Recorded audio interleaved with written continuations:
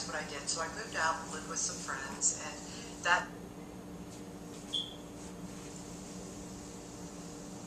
Hi, my name is Maria McNully, M-C-N-U-L-L-Y, and I want to talk to you a little bit about my experience with having panic attacks. I didn't even know what they were when they first started. It was probably about 25 years ago when I had my first panic attack.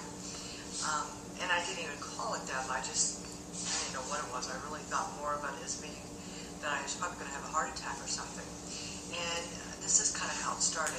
When I was about 25 years ago, I was in my late 20s, and I was just going through a terrible divorce at that time.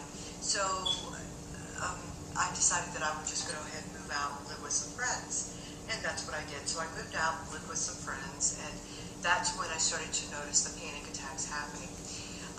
The first few months there, everything was going along just fine. I had no intentions of staying there for any length of time, but I knew that I would probably need to stay there for about a total of 6 months. So as I was there for about the second month, and it was in December, so I remember because it was cold and snowy outside, and you probably know where I'm going to go with this, is that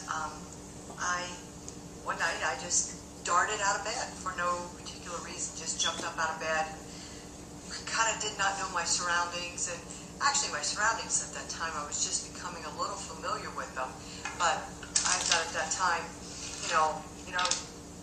I just was starting to get a little comfortable in my surroundings. Well, one night I just jumped up out of bed for no reason. My heart was racing, I was sweating, my fingers were buzzy, I felt numb, I felt like,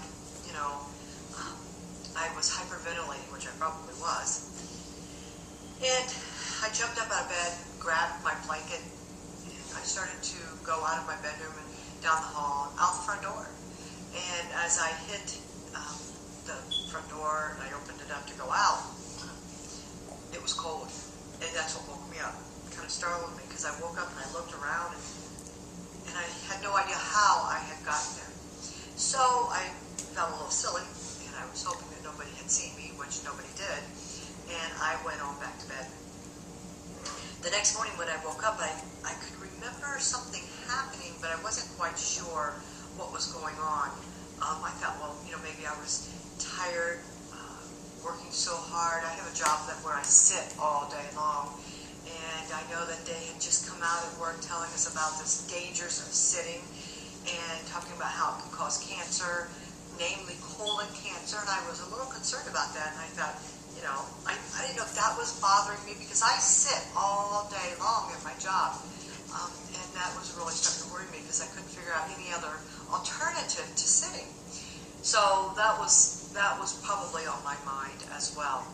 And then I know also I had always been worried about my weight at that time. I kind of developed this muffin fetish that I just would eat muffins every single morning. And as I was going through this divorce, that was really quite an expensive meal, if you will, because the place that I worked at was a state government office, and the muffins there, they would run sometimes like $15, $16 a piece, and the reason why is because they had like chocolate chips and all kinds of goodies in them, and $15 for a muffin was just crazy. So that was another habit that I was trying to break. So there were some things that were kind of playing on my mind. First of all, at our job, how they were warning us about sitting, and then also trying to stop my muffin habit so that I didn't have muffin top, trying to lose weight. So that's why I was starting to think, well, maybe that's what this was about. Maybe that's why I had this night terror or panic attack or whatever it was. So the next night when I got home, I was really afraid to go to sleep because I did not want to have this happen again. Well, I went to bed that night and had a hard time falling asleep. I was kind of anxious about the thought of waking up.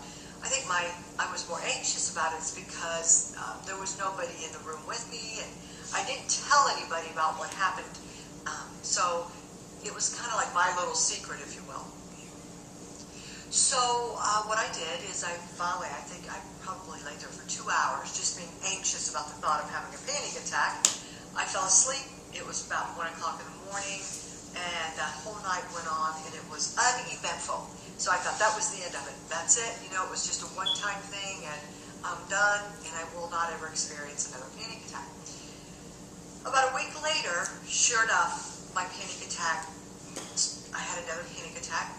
This time I jumped up out of bed, ran into the kitchen, and then before I knew it, I woke up and I couldn't figure out what was going on, and got myself back into bed, and I realized then, I thought, you know what, I am having panic attacks. But I thought it was odd that I would have them at night, because anybody that I knew had a panic attack would have them during the day, on their job. They would try to get away from their surroundings. If they were at work, they would have to go home.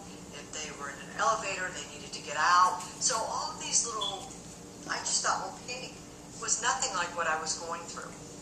So I finally decided I need to go to the doctor, because I can't live a life like this. And certainly, if my friends found out, they would be wondering what was wrong with me, letting me come and live with them, and then now I have this crazy woman in my house who has panic. So I did go see the doctor, and he tried to put me on some different medicines. I'm not a medicine taker, and I did try a couple of them, but they did not work for me.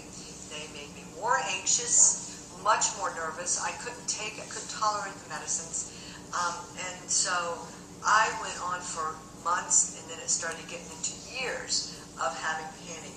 They called it nocturnal panic. So I decided that I would do something on my own, like cognitive therapy, which is a way of helping you think differently. When a panic attack comes on, it starts to help you. You have to start looking into yourself, analyzing what's going on.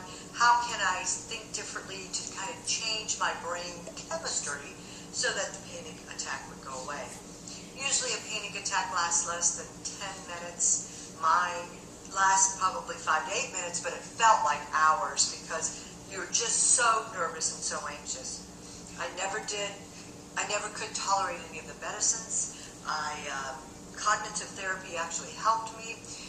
I would talk to myself and let myself know that I wasn't crazy and I wasn't having a heart attack or whatever, and that really helped. So I really advise anybody who has panic attacks to get a hold of them right away. Don't let it go on. Get help right away, and just try to help yourself as quickly as you can by thinking differently and telling yourself you're not crazy. Your brain is very powerful. You can convince it that you are not crazy. So that's my experience with panic attacks.